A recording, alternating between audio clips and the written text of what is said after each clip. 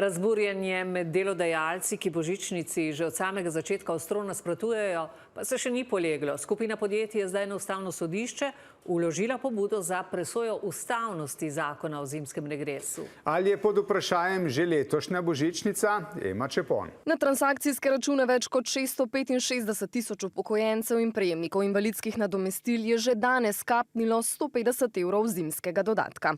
Večina slovenskih delavcev, tako v zasebnem kot tudi javnem sektorju, pa bi slabih 640 evrov več na svojih računih morala videti najkasneje jutri. Prvo obvezno božičnico so že izplačali tudi pri usnjarskem velikanu Boxmark, ki ga vodi šef slovenskih delodajalcev. Ne glede na to, da smo seveda neprepričani o tej obvezni božičnici, se držimo seveda tudi zakonodaje. Ale nekaj dni pred rokom izplačila je pred tako imenovani zakon o zimskem regresu padla nova ovira. Skupina 9 podjetij je prek odvetnika zakon vložila v ustavno presojo, predlagali so tudi zadržanje izplačil božičnice. Pa to pomeni, da je pod vprašanjem že letošnjih 640 evrov. Jaz mislim, da je ta vlak božičnice to leto šlo mimo, kar pomeni, božičnica bo morala biti izplačana. Ni za pričakovati, da bo Ustavno sodišče do jutri ali pa pojutrišnjem odločalo.